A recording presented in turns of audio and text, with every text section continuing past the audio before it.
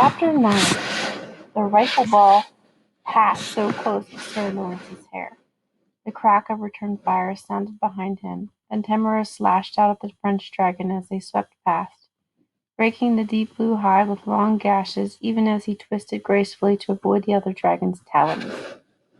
"It's a fleur de noix, sir, the colouring," Granby shouted, wind whipping away at his face, as the blue dragon pulled away with a bellow and wheeled about for another attempt at the formation, its crew already clambering down to the stench to snatch the bleeding. The wounds were not disabling. Lawrence nodded. "Yes, Sir Martin."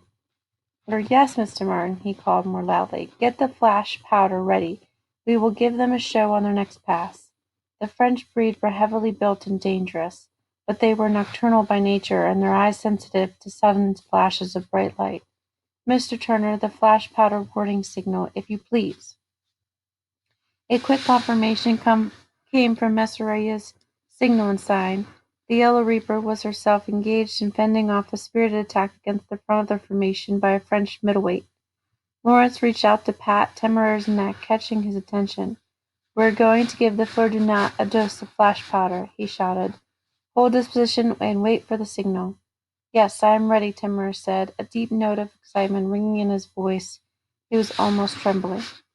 "Pray be careful," Lawrence could not help adding. The French dragon was an older one, judging by its scars, and he did not want Temeraire to be hurt through overconfidence. The fleur de noix arrowed towards them, trying once again to barrel between Temeraire and Nitidus.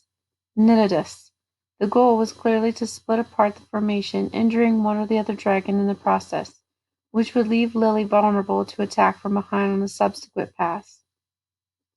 Sutton was already signaling a new maneuver which would bring them about and give Lily an angle of attack against the fleur de noix, which was the largest of the French assailants, but before it could be accomplished this next run had to be deflected. "All hands at the ready. Stand by on the powder," Lawrence said, using the speaking trumpet to amplify his orders. As the massive blue and black creature came roaring towards them, the speed of the engagement was far beyond anything Lawrence had ever before experienced. In the Navy, an exchange of fire might last 5 minutes. Here a pass was over in less than one, and then a second came almost immediately. This time the French dragon was angling closer towards Nitidus, wanting nothing more to do with Temeraire's claws. The smaller Pascal's blue would not be able to hold his position against the great bulk. "Hard to larboard, close with him," he shouted to Temeraire. Temeraire answered at once. His great black wings abruptly swiveled and tilted them towards the fleur de noix, and Temeraire closed more swiftly than a typical heavy combat dragon would have been able to do. The enemy dragon jerked and looked at him in reflex, and Lawrence shouted, "Light the powder," as he caught a glimpse of the pale white eyes. He only just closed his own eyes in time. The brilliant flash was visible even through his eyelids, and the fleur de noix bellowed in pain. Lawrence opened his eyes again to find Temeraire slashing fiercely at the other dragons, carving deep strokes into his belly, and his rifleman strafing the bellman on the other side. "Temeraire, hold your position," Lawrence called. Temeraire was in danger of falling behind in his enthusiasm for fighting off the other dragon. With a start, Temeraire beat his wings in a flurry and lunged back into his place in the formation. Sutton's signal and sign raised the green flag, and as a unit they all wheeled around in a tight loop, Lily already opening her jaws and hissing. The fleur de noix was still flying blind and streaming blood into the air as its crew tried to guide it away. "Enemy above! Enemy above!" Maximus's larboard lookout was pointing frantically upwards even as the boy shrilled. A terrible thick roaring like thunder sounded in their ears and drowned him out. A grand chevalier came plummeting down towards them. The dragon's pale belly had allowed it to blend into the heavy cloud cover undetected by the lookouts, and now it descended towards Lily, great claws opening wide. It was nearly twice her size and outweighed even Maximus. Lawrence was shocked to see Messeria and Immortalis both suddenly drop. He realized belatedly it was the reflex which Delirious had warned them of so long ago, a reaction to be startled from above. Nitidus had given a startled jerk of his wing, but recovered, and Dulcie had kept her position, but Maximus put on a burst of speed and overshot the others, and Lily herself was wheeling around in instinctive alarm. The formation had dissolved into chaos, and she was wholly exposed. "Ready all guns, straight at him!" he roared, signaling frantically to Temeraire. It was unnecessary, for after a moment's hovering, Temeraire had already launched himself to Lily's defense. The Chevalier was too close to deflect him entirely, but if they could strike him before he was able to latch on to Lily, they could still save her from a fatal mauling and give her time to strike back. Four other French dragons were all coming about again. Temeraire put on a burst of sudden speed and just barely slid past the reaching claw of Pêcheur Corneille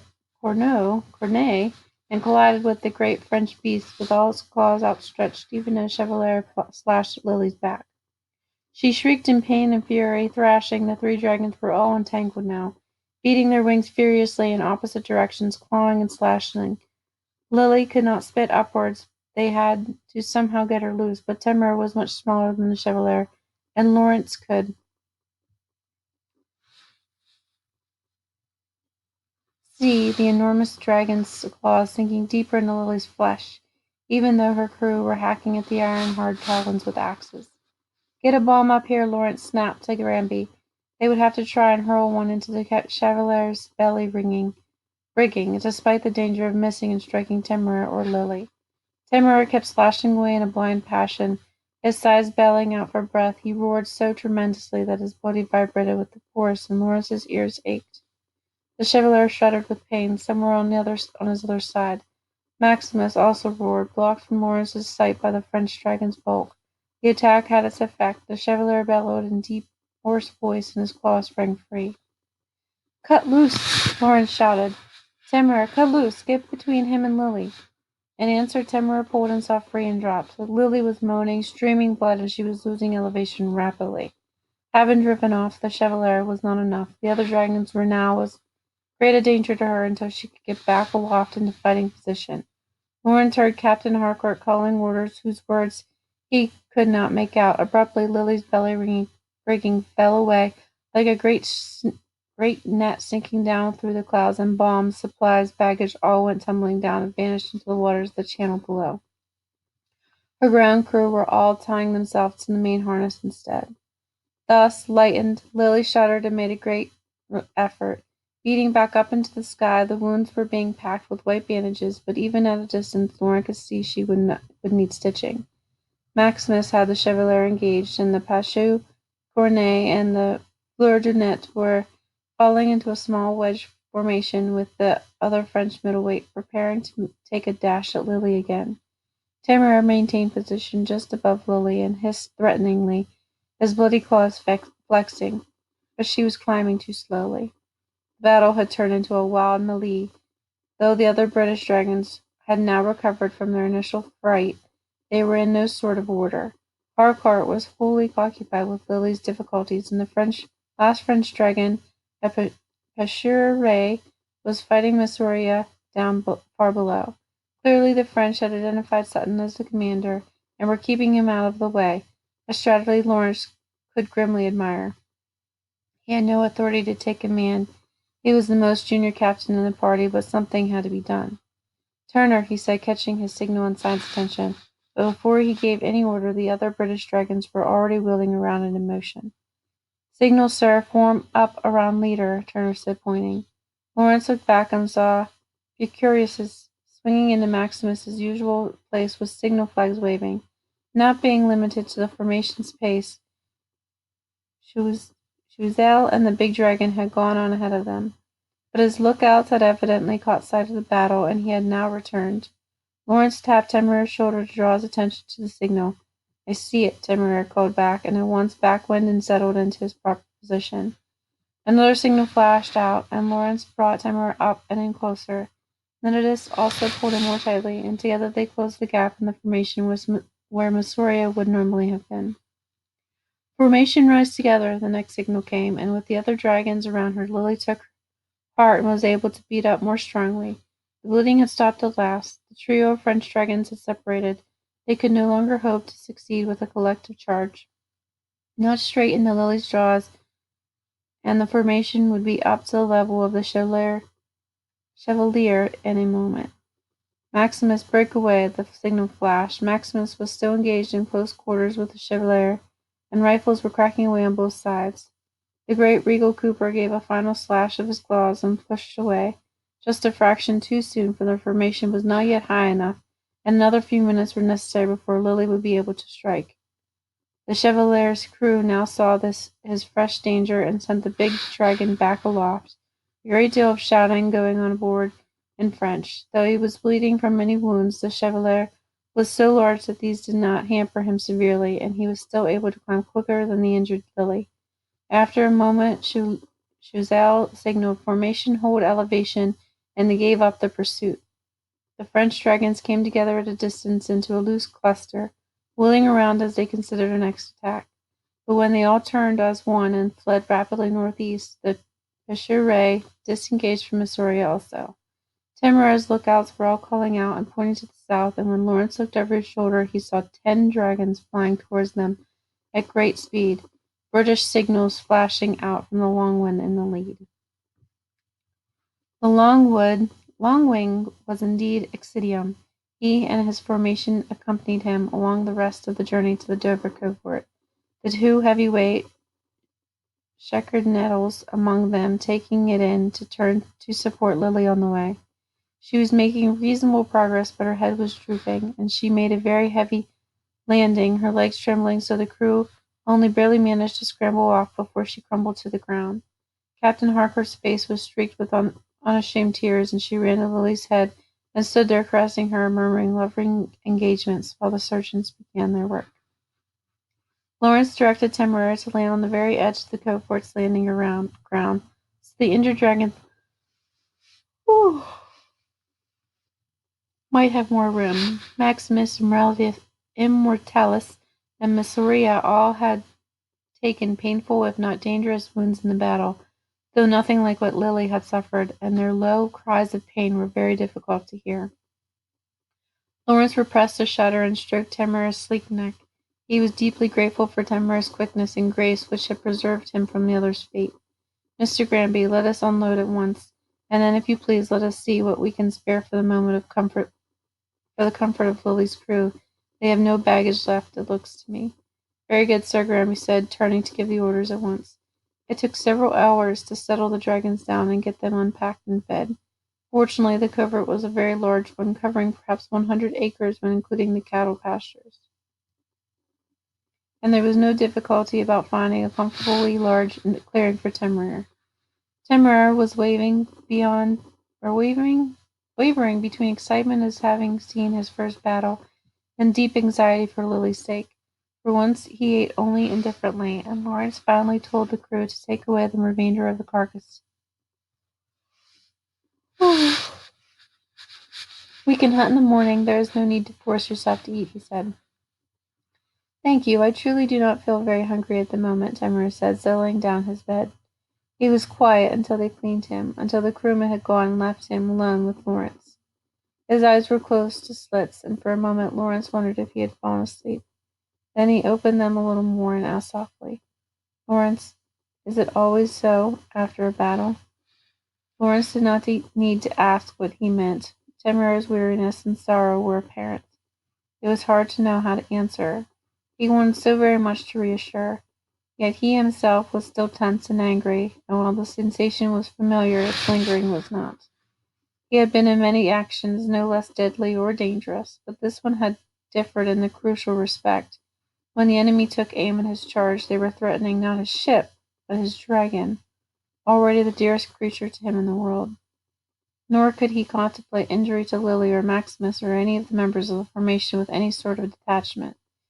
They might not be his own Temeraire, but they were full comrades in arms as well. It was not at all the same, and the surprise attack had caught him unprepared in his mind. It is often difficult afterwards, I am afraid, particularly when a friend has been injured or perhaps killed, he said finally. I will say that I find this action especially hard to bear. There was nothing to be gained for our part, and we did not seek it out. Yes, that is true, Temeraire said, his ruff drooping low upon his neck. It would be better if I could think we had all fought so hard, and Lily had been hurt for some purpose. but they only came to hurt us, though we did not even protect anyone." "That is not true at all. You protected Lily," Lawrence said, "and considered the French made a very clever and skilful attack, taking us wholly by surprise with a force equal to our own in numbers and superior in experience. And we defeated it and drove them off. That is something to be proud of, is it not?" "I suppose that is true," Timorous said, his shoulders settled as he relaxed. "If only Lily will be all right," he added. "Let us hope so. Be sure that all that can be done for her will be," Lawrence said, stroking his nose. "Come now, you must be tired. Will you not sleep? Shall I read to you a little?" "I do not think I can sleep," Timorous said, "but I would like you to read to me, and I will lie quietly and rest." He yawned as soon as he had finished saying this, and was asleep before Lawrence had even taken the book out. The weather had finally turned, and the warm, even breaths rising from his nostrils made small puffs of fog in the crisp air. Leaving him to sleep, Lawrence walked quickly back to the covert headquarters. The path through the dragon fields was lit with hanging lanterns, and in any case he could see the windows up ahead. As easterly wind was carrying the salt air in from the harbor, mingled with the coppery smell of warm dragons, already familiar and hardly noticed. They had a warm room on the second floor, with a window that looked out onto the back gardens, and his baggage had already been unpacked. He looked at the wrinkled clothes ruefully. Evidently the servants of the covert had no more notion of packing than the aviators themselves did. There was a great noise of raised voices as he came into the senior officer's dining room. Despite the late hour, the other captains of the formation were assembled at the long table where their own meal was going largely untouched. "Is there any word about Lily?" he asked, taking the empty chair between Berkeley and DeLucia's Captain Shettery. Oh. Captain Harcourt and Captain Little of Immortalis were the only ones not present. "He cut her to the bone, the great coward. But that is all we know," Shettery said. "They are still sewing her up, and she hasn't taken anything to eat." Lawrence knew that was a bad sign. Injured dragons usually become ravenous, unless they were in a very great pain. "Maximus and Miss Soria?" he asked, looking at Berkeley and Sutton. "Ate well, and fast asleep," Berkeley said. His usual placid face was drawn and haggard, and he had a streak of dark blood running across his forehead into his bristly hair. "That was damned quick of you today, Lawrence. We'd have lost her." "Not quick enough," Lawrence said quietly. Forestalling a murmur of agreement, he had not the least desire to be praised for his day's work, though he was proud of what Timur had done. "Quicker than the rest of us," Sutton said, draining his glass. From the looks of his cheeks and nose, it was not his first. "They caught us properly flat-footed, damned frogs. What the devil they were doing to have a patrol there, I would like to know." "The route from Laggan to Dover isn't much of a secret," Sutton Little said, coming to the table. They dragged chairs ahead to make room for him at their end of the table. "Immortalis is settled and eating, by and by. Speaking of which, please give me that chicken here." He wrenched off a leg with his hands and tore into it hungrily. Looking at him, Lawrence felt the first stirrings of appetite. The other captains seemed to feel the same way, and for the next 10 minutes there was silence while they passed the plates around and concentrated on their food. They had none of them eaten since a hasty breakfast before dawn at the covert near Middlesbrough. The wine was not very good, but Lawrence drank several glasses anyway. "I expect they've been lurking about between Felixstowe and Dover, just waiting to get a drop on us," Little said after a while, wiping his mouth and continuing his earlier thought. "By God, if you ever catch me taking Immortalis that way again, overland it is for us from now on, unless we're looking for a fight." "Right you are," Shenry said, with heartfelt agreement.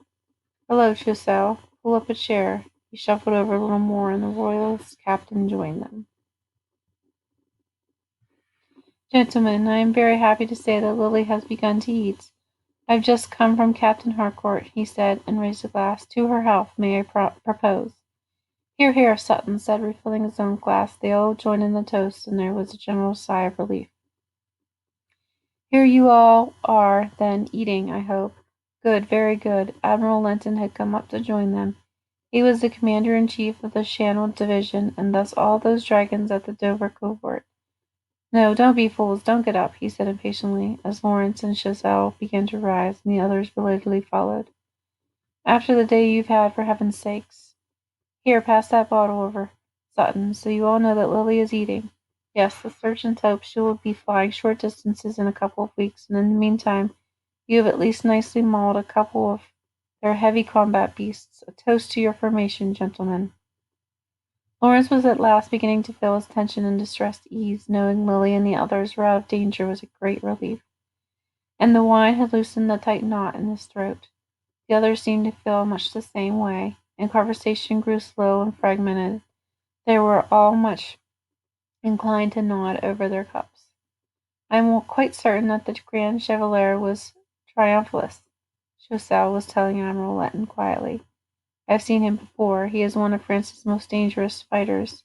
He was certainly at the Dijon covert near the Rhine, where Procosius and I left Austria, and I must represent to you, sir, that it bears out all my worst fears. Bonaparte will not have brought him here if he was not wholly confident of victory against Austria, and I am sure more of the French dragons are on their way to assist Villeneuve. I was inclined to agree with you before, Captain. Now I'm sure of it, Linton said. But for the moment all we can do is hope Mortiferous reaches Nelson before the French dragons reach Villeneuve, and that he can do the job. We cannot spare Excidium if we do not have Lily. I would not be surprised if that was what they intended by this strike. It is the clever sort of way that damned Corsicans think. Lawrence could not help thinking of the Reliant. Perhaps even now, under the threat of a full-scale French aerial attack, and the other ships of the great fleet currently blockading Cadiz, so many of his friends and acquaintances, even if the French dragons did not arrive first, there would be a great naval battle to be fought, and how many be lost without his never knowing another word from them. He had not devoted much time to correspondence in the last busy months. Now he regretted the neglect deeply. "Have we any dispatches from the blockade at Cadiz?" he asked. "Have they seen any action?" "Not that I've heard," Linton said. "Oh, that's right. You're our fellow from the Navy, aren't you? Well, I will be starting those of you with uninjured beasts on patrolling over the Channel Fleet anyway while the others recover.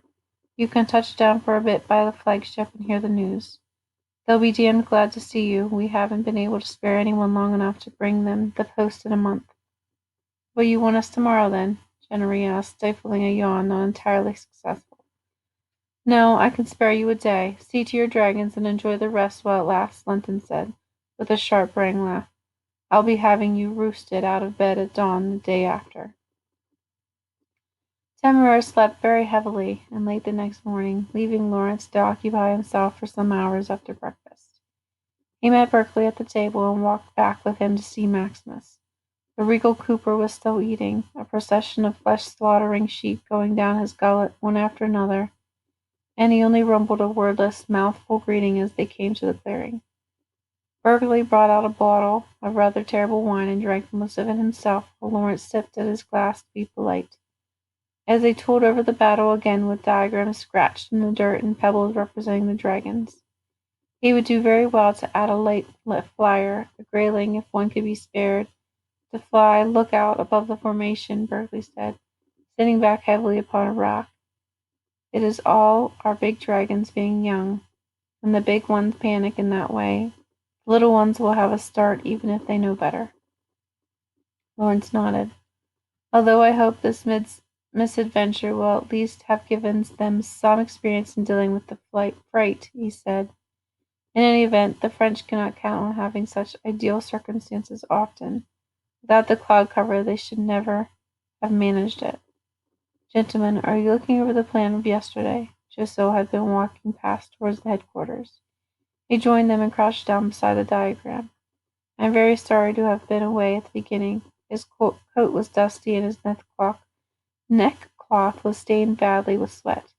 He looked as though he had not shifted his clothes since yesterday, and a thin tracery of red veins stood out in the whites of his eyes.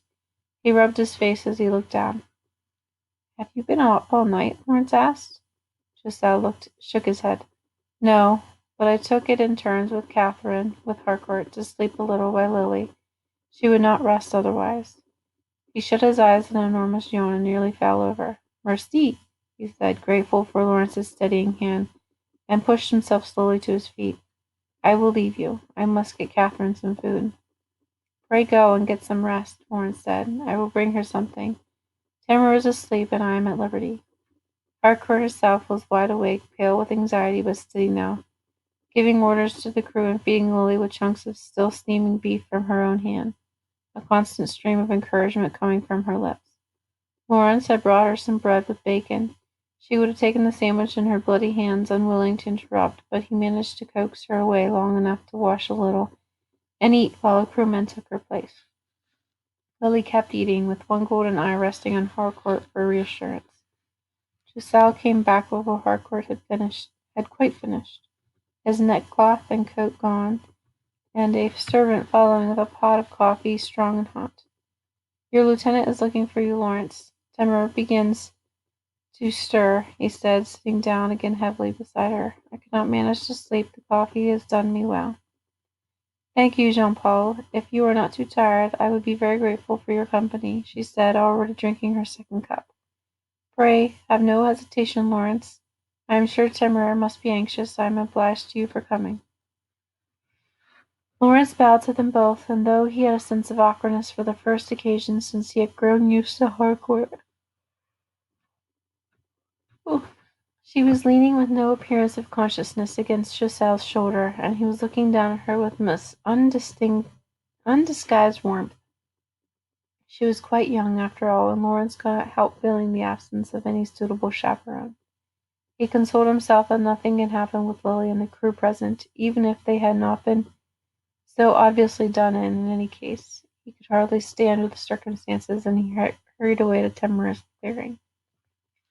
The rest of the day he spent gratefully in idleness, seated comfortably in his usual place in the crook of Timorous foreleg and writing letters.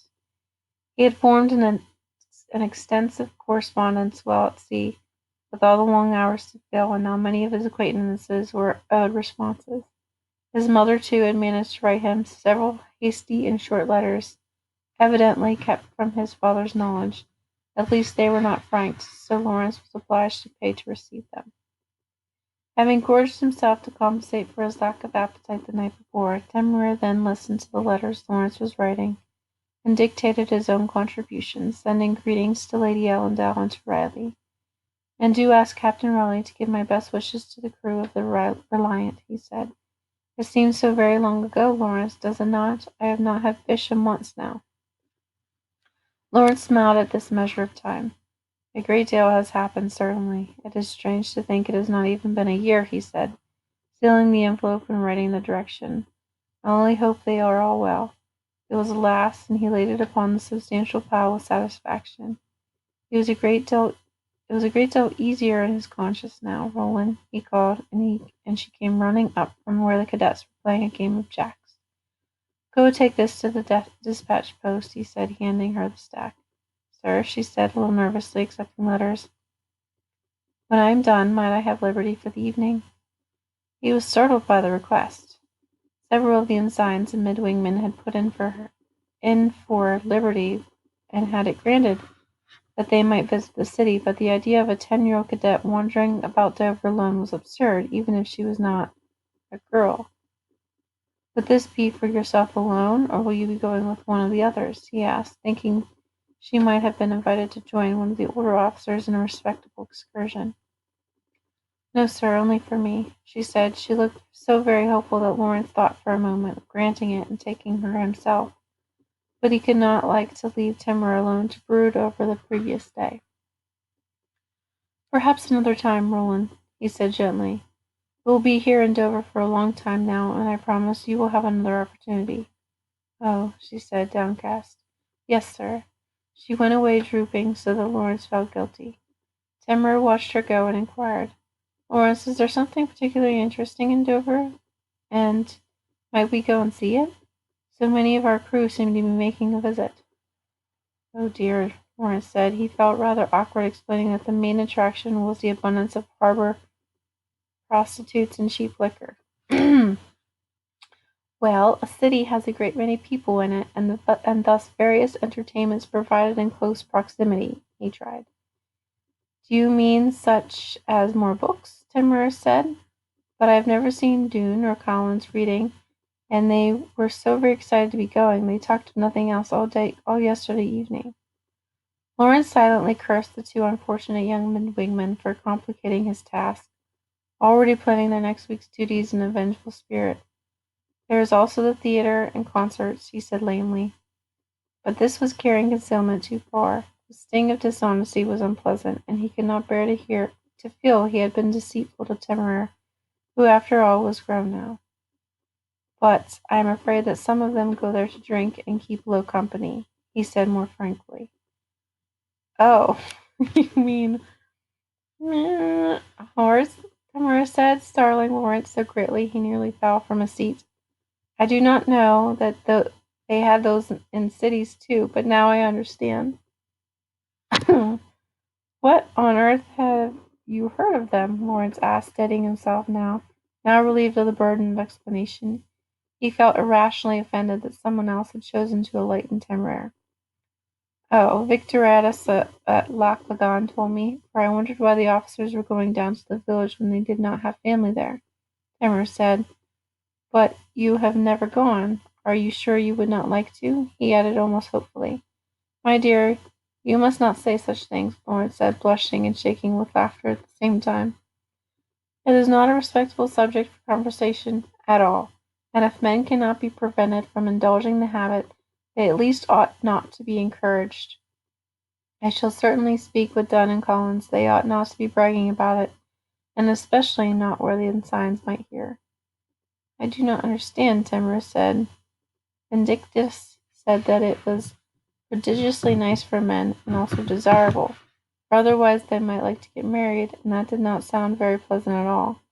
Although, if you very much wished to, I suppose I would not mind. He made this last speech with very little sincerity, looking at Lawrence sideways, as if to gauge the effect. Lawrence's mirth and embarrassment both faded at once.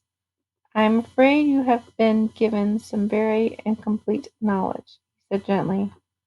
Forgive me. I ought to have spoken of these matters to you before. I must beg you to have no anxiety. You are my first charge and will always be, even if I should ever marry, and I do not suppose I will. He paused a moment to reflect if speaking further would give Temeraire more worry, but in the end he decided to err on the side of full confidence and added, There was something of an understanding between myself and a lady before you came to me, but she has since set me at liberty. Do you mean she has refused you? Temeraire said, very indignantly, by way of demonstrating that dragons might be as contrary as men. I am very sorry, Lawrence. If you like to get married, I am sure you can find someone else much nicer. This is very flattering, but I assure you I have not the least desire to seek out a replacement, Lawrence said. Temeraire ducked his head a little and made no further demurrals, quite evidently pleased. But Lawrence, he said, then halted. Lawrence, he asked, if it is not a fit subject, does that mean I ought not speak of it any more? You must be careful to avoid it in any wider company, but you may always speak of anything you like to me, Lawrence said. I'm merely curious now, if that is all there is in Dover, Tamar said, for Roland is too young for horrors, is she not? I'm beginning to feel the need of a glass of wine to fortify myself against this conversation, Lawrence said ruefully. Thankfully, Temeraire was satisfied with some further explanation of what the theatre and concerts might be, and the other attractions of a city. He turned his attention willingly to a discussion of the planned route for their patrol, which a runner had brought over that morning, and even inquired about the possibility of catching some fish for dinner. Lawrence was glad to see him so recovered in spirit after the previous day's misfortune, and had just decided that he would take Roland to the town after all, if Temeraire did not object when he saw her returning in the company of another captain, a woman. He had been sitting upon Temeraire's foreleg, in which he was abruptly conscious was a state of disarray. He hurriedly climbed down on the far side so that he was briefly hidden by Temura's body. There was no time to put back his coat, which was hung over a tree limb some distance away in any case, but he tucked his shirt back into his trousers and tied his neckcloth hastily back round his neck. He came around to make his bow and nearly stumbled as he saw her clearly. She was not unhandsome, but her face was marred badly by a scar that could only have been made by a sword. The left eye drooped a little at the corner where the blade had just missed it, and the flesh was drawn along an angry red line all the way down her face, fading to a thinner white scar along her neck. She was his own age, or perhaps a little older. The scar made it difficult to tell, but in any case she wore the triple bars which marked her as a senior captain, and a small gold medal of the Nile in her label. "Lawrence, is it?" she said, without waiting for any sort of introduction, while he was still busy striving to conceal his surprise. "I am Jean Rowland, Excidium's captain. I would take it as a personal favor if I might have Emily for the evening, if she could possibly be spared." She glanced pointedly at the idle cadets and ensigns. Her tone was sarcastic, and she was clearly offended. "I beg your pardon," Lawrence said, realizing his mistake.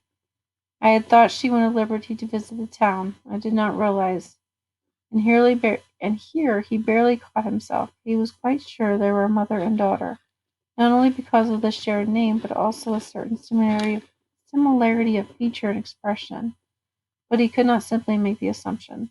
"Certainly, you may have her," he finished instead. Hearing his explanation, Captain Roland unbent at once. "Ha! I see. What mischief you must have imagined her getting into," she said. Her laugh was curiously hearty and unfeminine. "Well, I promise I shan't let her run wild, and to have her back by 8 o'clock. Thank you. Excidium and I have not seen her in almost a year, and we are in danger of forgetting what she looks like." Lawrence bowed and saw them off. Roland hurried to keep up with her mother's long, mannish stride, speaking the whole time in obvious excitement and enthusiasm, and waving her hand towards her friends as she went away. Watching them go, Lawrence felt a little foolish. He had at last grown used to Captain Harcourt, and should have been able to draw the natural conclusion. Excidium was, after all, another Longwing. Presumably he, too, insisted on a female captain just as did Lily, and with his many years of service, his captain could scarcely have avoided battle. Yet Lawrence had to own he was surprised, and not a little shocked, to see a woman so cut about and so forward.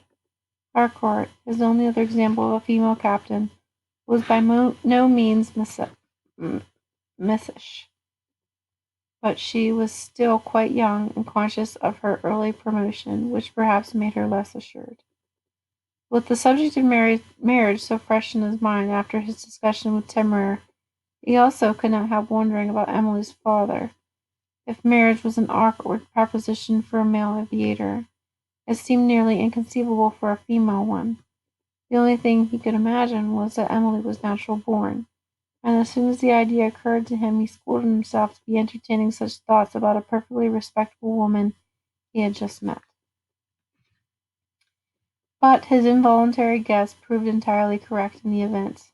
"I am afraid I have not the slightest idea. I have not seen him in 10 years," she said, later that evening. She had invited him to join her for a late supper at the officers' club after bringing Emily back, and after a few glasses of wine he had not been able to resist making a tentative inquiry about the health of Emily's father. "It is not as though we were married, you know. I do not believe he even knows Emily's name." She seemed wholly unconscious of any shame, and after all Lawrence had privately felt any more legitimate situation would have been impossible. But he was uncomfortable nevertheless. Thankfully, though she noticed, she did not take any offence at it for herself, but rather said kindly, "I dare say our ways are still odd to you, but you can marry if you like. It is not held against you at all in the court. It is only that it is rather hard on the other person, always taking second place to a dragon. For my part, I have never felt anything wanting. I should never have desired children if it were not for Excidium's sake, although Emily is a dear and I am very happy to have her, but it was sadly inconvenient for all that." So Emily is to follow you as his captain? Lawrence said. May I ask you, are the dragons the long-lived ones? I mean, always inherited this way? When we can manage it. They take it very hard, you see, losing a handler, and they are more likely to accept a new one if it is someone they have some connection to and whom they feel shares their trait, she said. So we breed ourselves as much as them. I expect they will be asking you to manage one or two for Cor yourself. Good Lord, he said, startled by the idea. He had discarded the thought of children with his plans of marriage from the very moment of Ida's refusal, and still further gone now that he was aware of Tamara's objections. He could not immediately imagine how he might arrange the matter. I suppose it must be rather shocking to you, poor fellow. I am sorry, she said. I would offer, but you ought to wait until he is at least 10 years old. In any case, I cannot be spared just now. Lawrence required a moment to understand what she meant. Then he snatched up his wine glass with an unsteady hand and endeavored to conceal his face behind it. He could feel color rising in his cheeks despite all the will in the world to prevent it.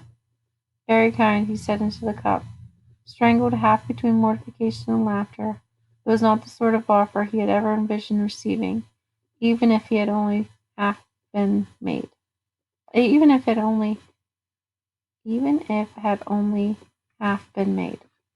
Catherine might do for you by then, however, Roland went on, still in appallingly a practical tone. That might do nicely indeed. You could have each one for Lily and Temra. Thank you, he said very firmly, in desperation trying to change the subject. May I bring you a glass of something to drink? Oh, yes. Port would be splendid, thank you, she said. By this time he was beyond being shocked, and when he returned with 2 glasses she offered him an already lit cigar. He shared it with her willingly. He stayed talking with her for several hours more, until they were the only ones left in the club, and the servants were beginning to pointedly stop concealing their yawns. They climbed the stairs together. It is not so very late as all that, she said, looking at the handsome great clock at the end of the upper landing. Are you very tired? We might have a hand or two of piquet in my rooms. By this time he had begun to be so easy with her that he thought nothing of the suggestion. When he left her at last, very late, to return to his own rooms, a servant was walking down the hall and glanced at him. Only then did he consider the propriety of his behavior and suffer a qualm. But the damage, if any, had already been done. He put it from his mind and saw his bed at